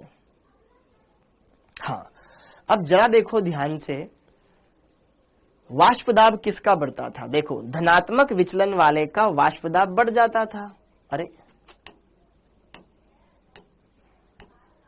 धनात्मक विचलन वाले का वाष्पदाब बढ़ जाता था, तो वाष्पदाब बढ़ेगा तो क्वथनांक घटेगा, अर्थात धनात्मक विचलन वाले निम्न क्वथनांक वाले होते थे। निम्न क्वाथी का मतलब निम्न क्वथनांक, मतलब ये धनात्मक विचलन वाले दर्शाएंगे। और उच्च उच्च क्वाथी मतलब जिनका वाष्प दाब कम होगा उनका क्वथनांक ज्यादा है। वाष्प दाब किनका घट जाता था, ऋणात्मक वाले नीचे आ गए ना, इनका वाष्प दाब घट जाएगा। तो यार उच्च क्वाथी होते थे नेगेटिव विचलन वाले। समझ में आ गया? ओके, ये हमने देख लिया। अब इसके बाद की चीजें सब कुछ आसान है। हाँ जी भैया, colligative properties, colligative properties, colligative properties, CP. तो यार ऐसे गुणधर्म जो सिर्फ विलेय के आपेक्षिक कणों के ऊपर डिपेंड करते हो, उनके विलायक के ऊपर कोई डिपेंड नहीं करते, सिर्फ विलेय के कणों से मतलब है, विलेय के कण कितने, मोल प्रभाज कितने, विलेय की सांद्रता कितनी, उनके ऊपर डिपेंड करते होंगे, तो वो कहलाएंगे अणुसंख्यक गुणधर्म। अब ये भी 4 तरह के थे। तो पहला तो हमें सिंपल सा पता है भैया, विलायक के वाष्प दाब में आपेक्षिक अवनमन, विलायक के वाष्प दाब में आपेक्षिक अवनमन, अर्थात delta P upon P naught बराबर में एक्स बी, और ये होता था N B upon N A plus N B. अगर तनु विलयन हो, अगर विलयन कैसा हो, तनु हो, तो तनु विलयन के लिए क्या कर देते थे कि N A plus N B को एन बी मान लेते थे। तो simple, sorry, N A plus N B को एन ए मान लेते थे, तो एन बी बटे एन ए आ जाता था। सल्यूट के नेचर पे डिपेंड नहीं करते, जबकि उनके कंसंट्रेशन पे डिपेंड करते हैं। क्या बोल रही हो दीप्ति?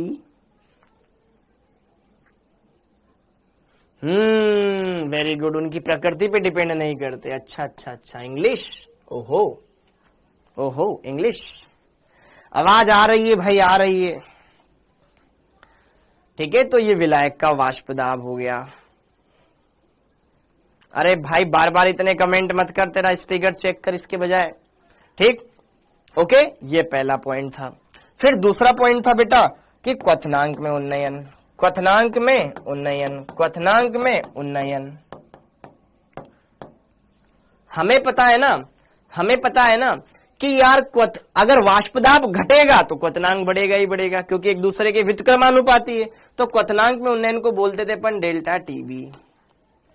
तो डेल्टा टीबी क्या होता था? क्वथनांक में उन्नयन। शुद्ध अवस्था में क्वथनांक कम रहेगा, बाद में बढ़ जाएगा। तो बाद वाला और माइनस पहले वाले का अंतर ही कहलाता है क्वथनांक में उन्नयन। और यह क्वथनांक में उन्नयन किसके समानुपाती होता है? वाष्पदाब में कमी के समानुपाती होता है। और वाष्पदाब में कमी किसके समानुपाती होती है? मोललता के समानुपाती होती है। इनडायरेक्टली हमारा वाष्पदाब में क्वथनांक में उन्नयन मोललता के समानुपाती आ गया। तो फिर क्या हुआ था? फिर ये हुआ था कि डेल्टा टीबी समानुपाती एम, अर्थात क्वथनांक में उन्नयन मोललता के ऊपर डिपेंड करता है, तो ये अणुसंख्यक गुणधर्म हो गया। फिर समानुपाती का चिन्ह हटा था, डेल्टा टीबी बराबर हो गया था केबी गुणा एम, जहां पे केबी मोलल उन्नयन स्थिरांक। अंग्रेज इसको यही छोड़ दिए। विनीत कमेंट दिख रहा है भाई, दिख रहा है, सबका कमेंट दिख रहा है। ओके, ये था। और फिर यहाँ पर केबी का मात्रक भी याद होना चाहिए। देखिए इसका मात्रक क्या आता था बेटा? डिग्री सेल्सियस मोलल इनवर्स, या फिर केल्विन मोलल इनवर्स, या फिर मोललता को और खोल के रख दो। फ्रीजिंग में भी समानुपाती होता है। वेरी गुड बेटा। हाँ जी, और केबी के अलग सूत्र थे। केबी हर एक विलायक के लिए अलग अलग होता है मान। इसका सूत्र एक और था ना, M R T naught B का स्क्वायर अपोन में 1000। देखो ऐसे सूत्र याद करोगे तो मजा आएगा। डेल्टा एच बी बॉइलिंग वाष्पन, ओके, या फिर आर टी नोट बी का स्क्वायर अपोन में 1000 एल वाष्पन। एल क्या है? गुप्त ऊष्मा, ये एंथैल्पी। ठीक है, तो ये सूत्र याद होने चाहिए। देखो आपके सामने सारे सूत्र लिख दिए मैंने वापस, बोलो। अरे क्लियर है? अभी फटाफट फटाफट फिर क्वेश्चन भी लगाएंगे। ठीक है, ये हो गया। इस तरीके से हिमांक में अवनमन, हिमांक में अवनमन, हिमांक में अवनमन। ठीक है, अब ज्यादा इसमें ज्ञान नहीं दूंगा मैं, सिंपल सा है। डेल्टा टीएफ क्या होता था, हिमांक घट जाता था। सर ये फॉर्मूले पे क्वेश्चन नहीं मिला, अरे ठीक है ना, तो याद रख लो ना फॉर्मूला, क्या दिक्कत है। हाँ, डेल्टा टीएफ, डेल्टा टीएफ। अब डेल्टा टीएफ हिमांक घट जाता था, मतलब पहले ज्यादा होता था, मतलब शुद्ध अवस्था में हिमांक ज्यादा, बाद में कम, तो ये टीएफ नोट माइनस टीएफ, ये कहलाता था हिमांक में अवनमन। और ये भी किसके समानुपाती होता था, हिमांक में अवनमन उतना होगा जितना वाष्प दाब में कमी होगी, और वाष्प दाब में कमी मोललता के समानुपाती, अर्थात ये इनडायरेक्टली समानुपाती। तो डेल्टा टीएफ समानुपाती एम, तो यहाँ पे एक स्थिरांक आ जाएगा, डेल्टा टीएफ बराबर केएफ गुणा एम।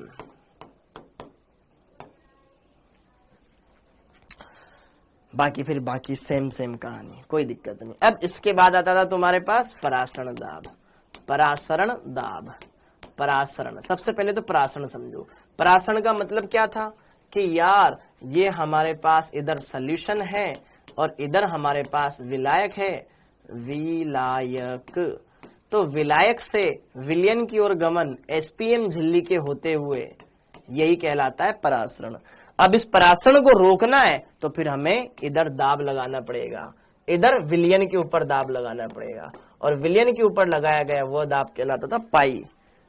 पाई मतलब 3.14 नहीं, 22/7 भी नहीं, पाई का मतलब परासरण दाब। ठीक है, तो फिर हमने पढ़ा परासरण दाब, परासरण दाब जिसको हम डिनोट करते हैं पाई से, पाई से। और तनु विलयन आदर्श गैस समीकरण का पालन करते हैं, तनु विलयन आदर्श गैस समीकरण का पालन करते हैं, अर्थात जिस तरीके से पीवी बराबर एनआरटी होता है, एनआरटी होता है, उसी तरीके से इन विलयनों के लिए पी की जगह में पाई रख सकता हूं, ये वी और ये एन आर टी। हाँ जी, पाई बराबर क्या हो जाएगा, एन बाई वी, विलय के मोल बटे विलयन का आयतन, मोलरता हो गया, आर टी हो गया, ये मोलरता। तो इसकी जगह हम क्या रख सकते हैं, पाई बराबर सी आर टी। सी क्या है, सांद्रता। एम भी रख सकते हो, एम मतलब मोलरता, ये सी मतलब सांद्रता, किसमें, मोल प्रति लीटर के पदों में। हाँ जी, तो ये पाई क्या है, परासरण दाब है, परासरण दाब है। दाब का मात्रक किस में आएगा, एटीएम में आएगा, तो ध्यान रखें ये एटीएम में होना चाहिए। सांद्रता किस में आएगी, मोल पर लीटर के पदों में आएगी। ओके, तो आर का मान किस में आएगा, ऐसा मान हो जिसमें एटीएम और लीटर आएगा, तो लीटर एटीएम वाला मान रखेंगे, litre ATM. Kelvin inverse mole inverse वाला मान रखेंगे। ताप केल्विन है तो केल्विन में आएगा, तो ये बातें ध्यान रखेंगे। ओके, समझ में आया क्या, वेरी गुड। व्युत्क्रम परासरण, ज्यादा दाब लगा दो इधर तो इधर आ जाएगा, ये व्युत्क्रम परासरण। ओके, ये हो गया। अब वोल्ट ऑफ गुणांक आई, वोल्ट ऑफ गुणांक आई। हाँ जी, तो जरा देखो ध्यान से, वोल्ट ऑफ गुणांक आई, वोल्ट हाफ गुणांक आई।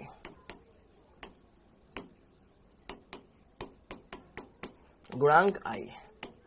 अब वोल्ट ऑफ गुणांक आई क्या होता है, वोल्ट ऑफ गुणांक आई क्या होता है, वोल्ट ऑफ गुणांक आई ये होता है कि जो अणुसंख्यक गुणधर्म होते हैं, सामान्य और असामान्य अणुसंख्यक गुणधर्म होते हैं, दोनों के बीच में रिश्ता बताता है। यार कई बार ऐसा देखने को मिलता है, जब हम किसी विलेय को मिलाते हैं विलयन में, तो विलेय के अणुभार में चेंज आता है, एक्सपेरिमेंटल और परिकलित अणुभार अलग अलग आता है। ऐसा क्यों, ऐसा इस वजह से क्योंकि क्या पता विलेय पानी के अंदर विलयन में जाने के बाद टूट गया या एसोसिएट हो गया, जुड़ गया, तो उस वजह से उसका प्रेक्षित और परिकलित अणुभार अलग अलग आता है। तो उस चीज को बैलेंस करता है आपका वोल्ट ऑफ गुणांक आई। तो वोल्ट ऑफ गुणांक आई क्या होता है, वोल्ट ऑफ गुणांक आई ये बोलता है कि आपके कोलिगेटिव प्रॉपर्टी आनी चाहिए थी ये, लेकिन आई ये, उनका अनुपात होता है। आनी चाहिए थी मतलब कैलकुलेशन करके हमने देखा कि कैलकुलेटेड मान ये आना चाहिए था, लेकिन प्रैक्टिकल मान बोल रहा है कि भैया आपका ये आना चाहिए, ये प्रेक्षित मान। और हमें ये पता है कि यार अणुसंख्यक गुणधर्म, चूंकि हम ये जानते हैं अणुसंख्यक गुणधर्म, सब जानते हो ना, सीपी का मतलब कोलिगेटिव प्रॉपर्टी, कोलिगेटिव प्रॉपर्टी को हिंदी में बोलते हैं अणुसंख्यक गुणधर्म। अणुसंख्यक गुणधर्म विलेय के अणुभार के व्युत्क्रमानुपाती होते हैं, विलेय के अणुभार के व्युत्क्रमानुपाती होते हैं। ओके, तो यहां पे जरा देखो ध्यान से, अगर कोलिगेटिव प्रॉपर्टी प्रेक्षित वाली, प्रैक्टिकल वाली ऊपर आएगी तो प्रेक्षित अणुभार नीचे आएगा, तो अणुभार जो प्रेक्षित होगा वो नीचे आएगा और अणुभार जो परिकलित होगा वो ऊपर आएगा। मतलब कैलकुलेशन से या थ्योरेटिकल वैल्यू वो ऊपर आएगी। ओके, कब तक चलेगा क्लास? बेटा जाना है तो चले जाओ ना, क्या दिक्कत है, लेकिन मेरे को तो कराना पड़ेगा ना, वरना फिर तुम बोलोगे सर तो आधा अधूरा पढ़ा के भाग गए। ठीक है, पैसे तो पूरे ले लिए। और ऊपर बाद में मोलों की संख्या अपॉन पूर्व में मोलों की संख्या, बाद में मोलों की संख्या या आयनों की संख्या, जो भी बाद में मोलों की संख्या अपॉन पूर्व में मोलों की संख्या, पूर्व में मोलों की संख्या। बस इस सूत्र की मदद से आप वॉन्ट ऑफ गुणांक आई का मान ज्ञात कर सकते। और हाँ, क्वेश्चन नहीं बनते अभी, देखा अभी बनेंगे नवनीत। हाँ जी, अब जरा देखो ध्यान से, आई के दो सूत्र बनते हैं, एक होता है वियोजन वाला, वियोजन। अब वियोजन होता है तो वियोजन में क्या होता है बेटा, आई का सिंपल सूत्र होता है 1 minus alpha plus N alpha, ये सूत्र होता है। क्विज अभी होएगा बेटा, बस ये खत्म तो करा दूं यार, इसके बाद क्विज क्विज बेटा, देखता हूं फिर कितने बनाते हो। एल्फा वियोजन की मात्रा, वियोजन में तो इसको वियोजन की मात्रा बोल दो, वियोजन की मात्रा।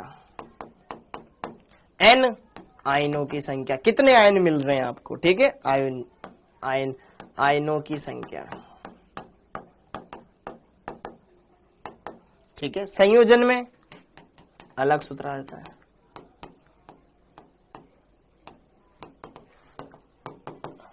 One minus alpha plus alpha by N, ये सूत्र आ जाता है, ठीक है। ओके, अच्छा देखो ध्यान से, अगर मैंने बेटा यहां पे ध्यान से देख लेना, अगर मैंने क्वेश्चन, अरे दूंगा ना भाई, हर एक को अलग अलग बोलना पड़ेगा क्या। यहां पे जरा देखो ध्यान से, एन, एन क्या होता था संयोजन में कि भैया एक एन अणु परमाणु जो भी जुड़ करके क्या बनाते थे, एक का एक सिंगल अणु बना लेते थे। तो जरा देखो ध्यान, एन क्या था, संयोजित होने वाले अणुओं की संख्या। अगर मैंने बाई चांस वियोजित लिखा दिया है तो उसको सही कर लेना, यहां पर एन क्या है बेटा, संयोजित आयनों की संख्या या संयोजित अणुओं की संख्या, क्योंकि यहां जुड़ते थे, संयोजित अणुओं की संख्या, अणुओं की संख्या, ठीक है, इसको करेक्ट कर लेना। ओके, और ये चीजें क्लियर हो गई है, ये था, इसी के साथ ये खत्म। अब देख लो क्वेश्चन। हाँ जी, क्वेश्चन ही नहीं लाया, ओहो सर धोखा हो गया तो है। हाँ जी, अब जरा देखो ध्यान से, इसकी स्लाइड मिलेगी कि क्यों मिलेगी भाई, तुम्हें सब चाहिए क्या, तुम्हें जब ऑलरेडी इतना दे रखा है, मिलेगी, टेंशन मत ले। हाँ जी, ओके, अब जरा देखो ध्यान से, बढ़िया से बढ़िया तुम सारे क्वेश्चंस को लगा पाओगे अच्छे से। हाँ, एक मोलर का मतलब है विलेय के 1 मोल 1 लीटर विलियन में। अगला 36 ग्राम पानी और 46 ग्राम ग्लिसरीन के विलियन में ग्लिसरीन के मोल प्रभाज बताओ। ये वाले क्वेश्चंस अपन कर चुके हैं क्या, क्योंकि मेरे को आइडिया नहीं है यार किस किस बैच में कौन कौन से क्वेश्चन करवा दिए। ये वाले क्वेश्चंस हम लगा चुके हैं क्या, मुझे एक बार बता दो, या नहीं बताए हैं तो बता दो, क्या हमने ये क्वेश्चन लगाए हैं।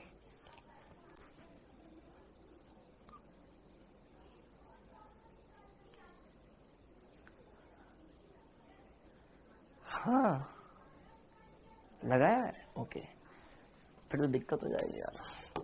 हाँ जी, क्या निकालना है, ग्लिसरीन के मोल प्रभाज निकालना है, ग्लिसरीन के मोल प्रभाज लगाए, ग्लिसरीन के मोल प्रभाज निकालना है। तो पानी, अब एक बार इनको क्लियर कर लो ताकि थोड़ा सा डाउट क्लियर हो जाएगा तुम्हारे छोटे मोटे। अच्छा होमवर्क में किए हैं, ओके। हाँ जी, पानी, मोल्स ऑफ H2, मुझे क्या ज्ञात करना है, मोल प्रभाज। मोल प्रभाज में सबके मोल निकालने पड़ेंगे, फिर जिसके मोल प्रभाज पूछ रहा है उसके ऊपर रखेंगे, बाकी टोटल नीचे रखेंगे। तो H2O के मोल प्रभाज पूछ रहा है तो 36/18 कर दो, 2 मोल इसके आ गए। हाँ जी, ग्लिसरीन के मोल प्रभाज पूछ रहा है तो ग्लिसरीन का ग्राम में बार 46। अणु सूत्र दे रहा है, अणुसूत्र कहां गया, अणुसूत्र दे रखा है, अणुसूत्र दे रखा है तो अणुभार निकाला जा सकता है। सब मुझे बताओ इसका अणुभार कितना आएगा, इसका अणुभार कितना। अच्छा यूट्यूब पे लगा है, अच्छा बताओ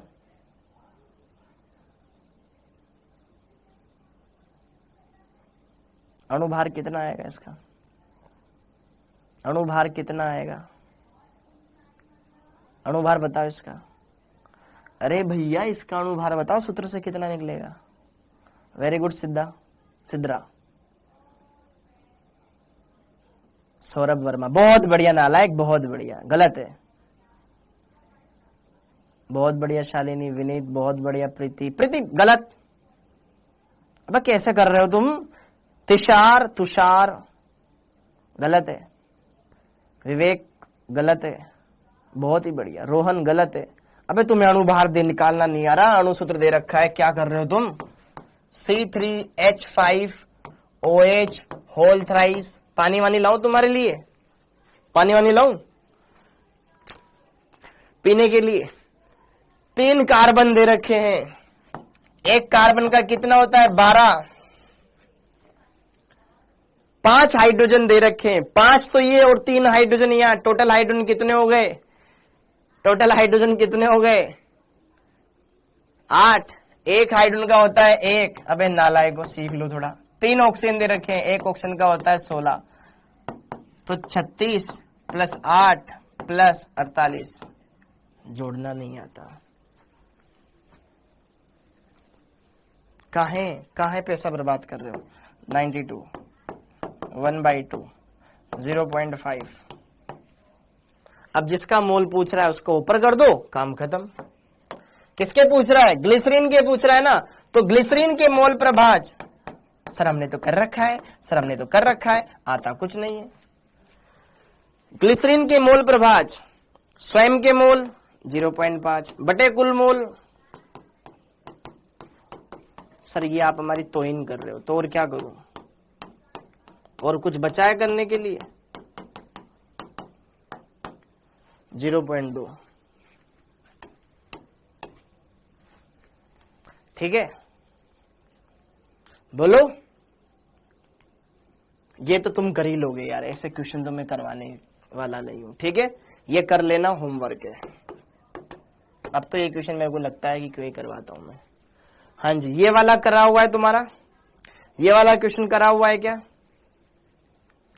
सर जब तक पढ़ो याद रहता है, फिर भूल जाते हैं। अणुभार निकालना ही भूल जाते हो क्या। ये वाला करो।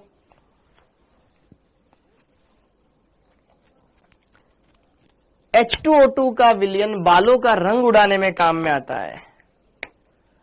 5 ग्राम H2O2 प्रति 100 ml में है, तो H2O2 का अणुभार इतना दे रखा है। इस विलयन की मोलरता ज्ञात करो। दीप्ति जी करो, हाँ तो यहां भी करो। बबीता जी तो यहां करो। पहली बात तो ये ध्यान रखना कि H2O2 क्या काम आता है, बालों के रंग उड़ाने में काम में आता है। अरे दीप्ति बस एक बार ही कमेंट करा कर, लगता है तुम्हारा कीपैड खराब है मोबाइल का।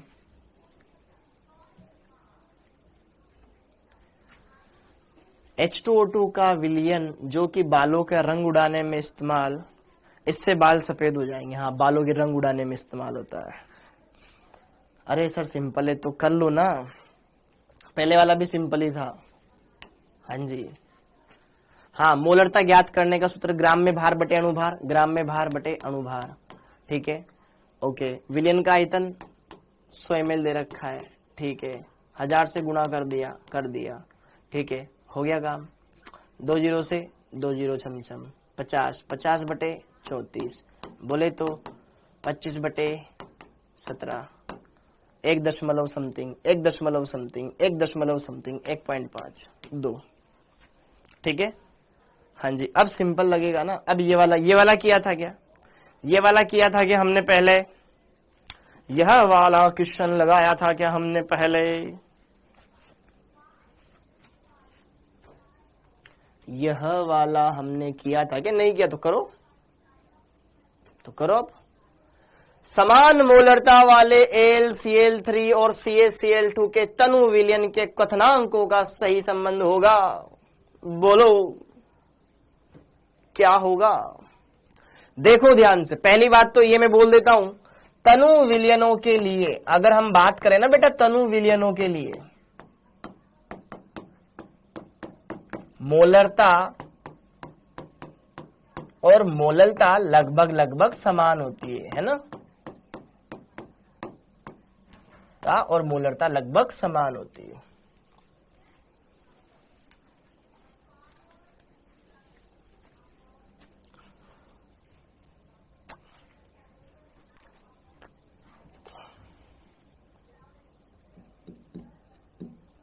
होती है बेटा, होती है।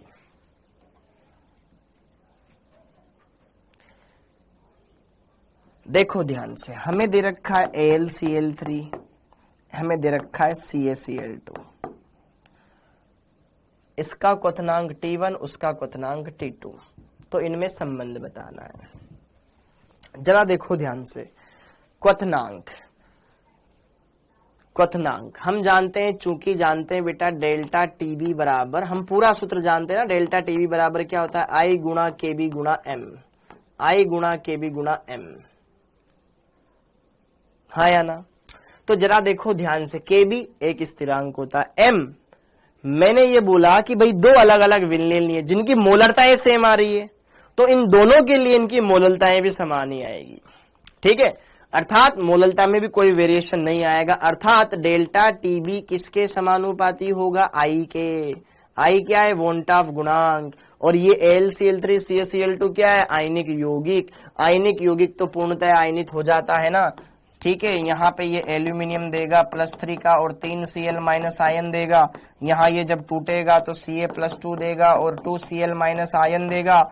तो टोटल आयन यहाँ पे 4 मिल गए, यहाँ पे टोटल आयन 3 मिल गए। तो यहाँ पर अगर पूर्ण आयनन हो जाए तो वही वोल्टॉफ गुणांक होता है 4 और यही वोल्टॉफ गुणांक होगा 3।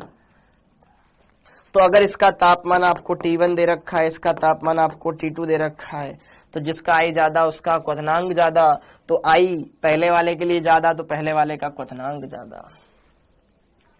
ठीक है, समझे कि नहीं समझे? करे या नहीं कर पाए?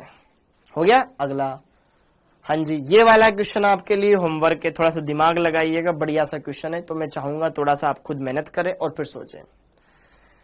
H2 बहुत सिंपल क्वेश्चन है ना, सिंपल, मैं समझाऊंगा पूरा। H2O2 के विलयन की सांद्रता 8.6% है। सांद्रता दे रखी है प्रतिशतता में, है ना, ध्यान समझना। ओके, आपको ये क्या करना है? V/V परसेंटेज है ये।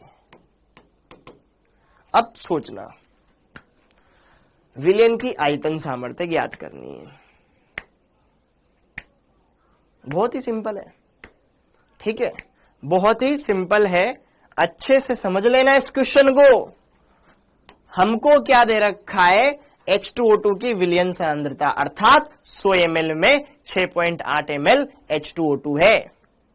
अब H2O2 की आयतन सामर्थ्य कैसे याद करेंगे ये सोचो। अब H2O2, भाई किसी गाड़ी का माइलेज क्या होता है? 1 लीटर में कितना किलोमीटर चल रही है, तो यहां पर H2O2 की आयतन सामर्थ्य क्या होती है कि 1 लीटर H2O2 से कितना लीटर हमें ऑक्सीजन मिलती है? याद आ रहा है? 1 लीटर से कितना लीटर ऑक्सीजन मिलती है, वही तो उसकी आयतन सामर्थ्य होती है। तो H2O2 वाली वो समीकरण याद है क्या? H2O + O2।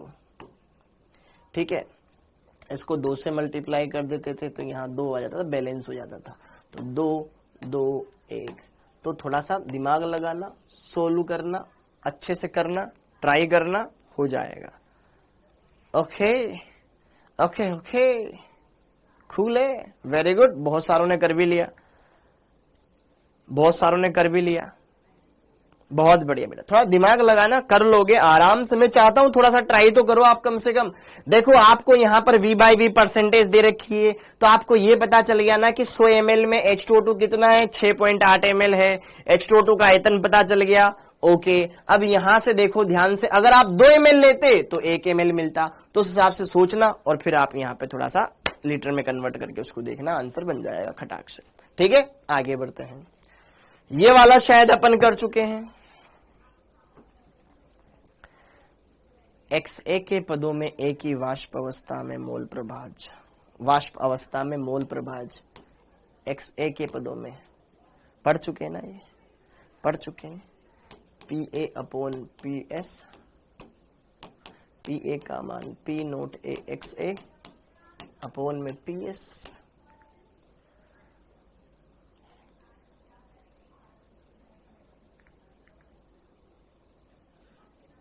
सर आपको क्वेश्चंस कैसे आ जाते हैं? बेटा करने से आते हैं, टाइम दिया है मैंने इनको, इसलिए हुआ है ये। आप किसी चीज को टाइम दोगे तो फिर तभी तो समझ में आएगी ना, हाँ या ना। जब आप किसी से बात करते हो तो अर्थात उसको टाइम दे रहे हो। अब टाइम दे रहे हो तो धीरे धीरे वो आपको समझने लगता है। वही वाली चीज है, आप उसको समझने लगते हो तो क्वेश्चन फिर बन जाता है। ठीक है, क्वेश्चन चिल्ला चिल्ला के बोल रहा है कि आओ मुझे समझो, आओ मुझे समझो, आओ मुझे समझो। ठीक है, वैसे ही यहां पर है। हाँ जी, तो क्वेश्चन को टाइम देना है आपको। XA के पदों में, मतलब XA के पदों में A की वाष्प अवस्था YA। अब YA का तो सूत्र जानते हैं ना, PA upon P note B, PA upon PS। PA का मान क्या होता है? P note A XA upon PS। तो खट से आंसर बन गया ऑप्शन नंबर 4। बोलो, क्वेश्चन नहीं बन पाते क्यों? आप उन पर ध्यान नहीं देते हो। दोगे तो बनेंगे जरूर। ये वाला बताओ, निम्न में से कौन रूप एक आदर्श विलयन बनाते हैं? इतनी डीप थिंकिंग, अच्छा थिंकिंग, गहराई में उतरना पड़ता है ना बेटा चीजों को समझने के लिए। निम्न में से कौन रूप एक आदर्श विलयन बनाते हैं? ये तो किया हुआ है, बेंजीन और टोलुइन, बेंजीन और टोलुइन। ओके, आगे देखो। अरे 1:38 हो गए, ठीक है। वह एक विलयन का वाष्प दाब जिसमें विलेय ठोस है और विलायक द्रव है, तो विलायक के मोल प्रभाज के समानुपाती होता है। क्या सोचो? बाकी और ऑप्शन भी देखो। ये क्वेश्चंस शायद हमने अपने बैच में लगा रखे हैं। बोलो,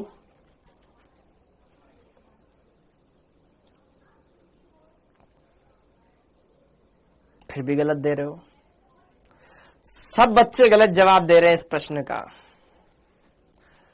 अबे क्वेश्चन तो देखो, विलयन का वाष्प दाब, विलयन का वाष्प दाब क्या होता है? PS। हमने क्या मिलाया? विलेय मिलाया, जो कि कैसा है? ठोस है, और विलायक कैसा है? द्रव है। तो हमारे पास ये समीकरण आती थी ना, PS बराबर P note A XA। B की तो वाष्प ही नहीं बनेगी, ठोस है वो, तो सिर्फ और सिर्फ विलयन का वाष्प दाब विलायक के मोल प्रभाज के समानुपाती होता है। अरे अरे अरे, ये आएगा ना यहाँ पे, इसके समानुपाती होता है।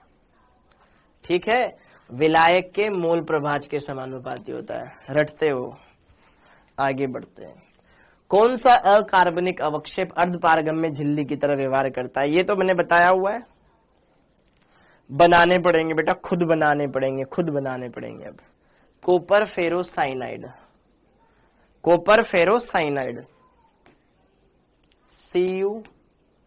CuFeCN होल 6, यहां पे आएगा 2, Cu2FeCN होल 6। ठीक है, कॉपर फेरोसाइनाइड इससे मिलकर बना होता है। ठीक है, अगला ये कर सकते हो। शर्करा के विलयन का 25 डिग्री सेल्सियस पे परासरण दाब 2.5 वायुमंडलीय, तो विलयन की सांद्रता मोल पर लीटर में होगी।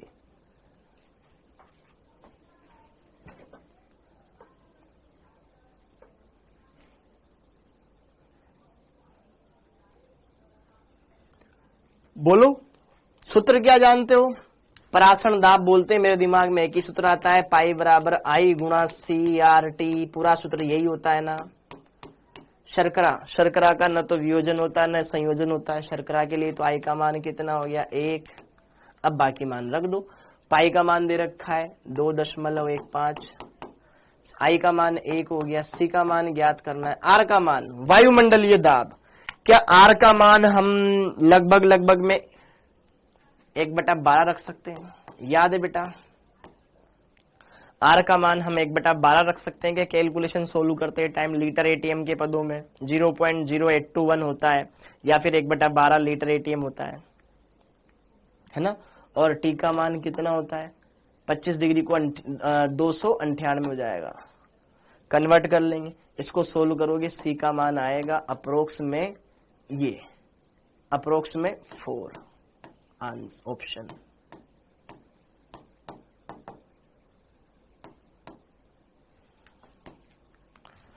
हाँ जी, ये करवाया हुआ क्वेश्चन मेरे को ऐसा लगता है। ये वाला हिमांक पानी का मोलल अवनमन, मतलब अवनमन, आई का मान नहीं निकालना आता है बेटा। आई मैंने लिखवा रखा है कि आई बराबर 1 उनके लिए होता है जिनका न तो वियोजन होता है न संयोजन होता है। जैसे कि इस चैप्टर में तेरे को 3-4 उदाहरण देखने को मिलेंगे। यूरिया याद कर ले, ग्लूकोज याद कर ले, शर्करा याद कर ले, बस इसके अलावा बाकी का अगर होता है तो क्वेश्चन में देगा, अदरवाइज इनका तो एक ही होता है। ठीक है। आयनिक यौगिक जितने आयन देता है, आयनिक यौगिक टूटने पे जितना आयन देता है ना, वही उनका वॉन्टॉफ गुणांक आई होता है। ठीक है। NaCl 2 आयन देगा, Na+Cl-, उसका वॉन्टॉफ गुणांक कितना हो गया? 2, जितने आयनों की संख्या है। ठीक है, बनाने पड़ेंगे बेटा।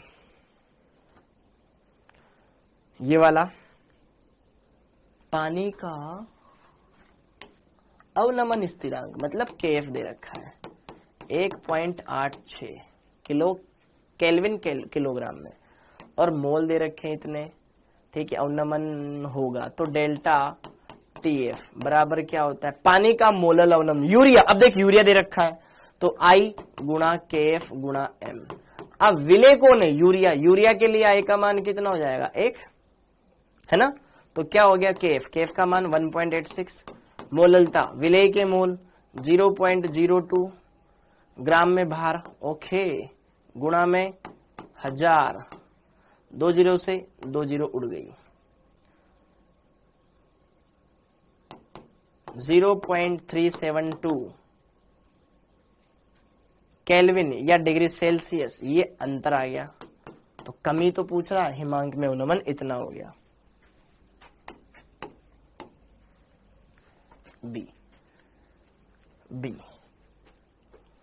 बी अरे 10 से गुणा करोगे 0.2 हो जाएगा, 0.2 को इससे गुणा करोगे तो दशमलव के 3 अंक बाद पॉइंट लग जाएगा, तो 1 2 3 अंक बाद दशमलव लग गया।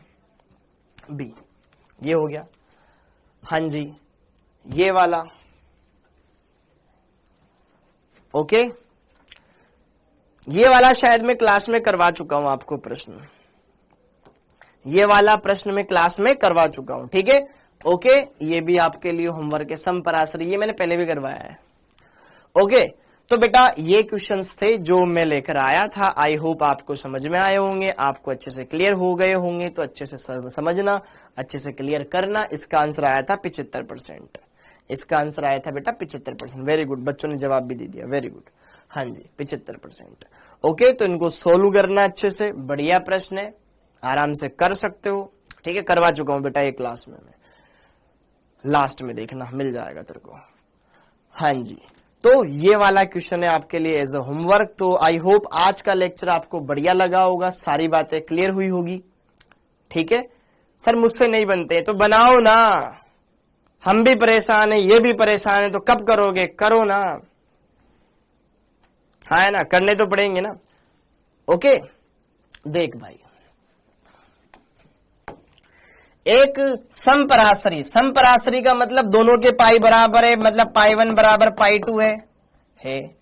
पाई का सूत्र क्या होता है? I गुणा CRT, I गुणा CRT। इधर Na2SO4 के लिए सोल्व कर, इसके लिए, ग्लूकोज के लिए, ये Na2SO4 के लिए। ग्लूकोज का न तो संयोजन होता है न वियोजन होता है। ग्लूकोज के लिए I बराबर कितना हो जाएगा?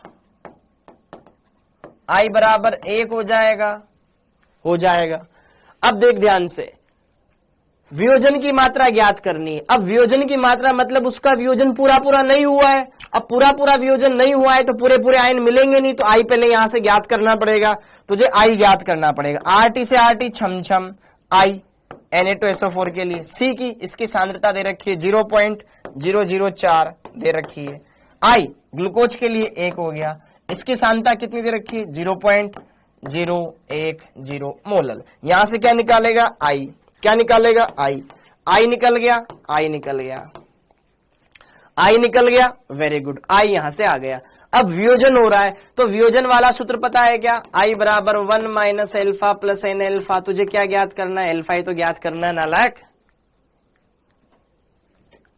एल्फा ही तो ज्ञात करना है, तो वो एल्फा यहां ज्ञात कर लेना, उसको 100 से गुणा कर देना तो प्रतिशतता में माना जाएगा।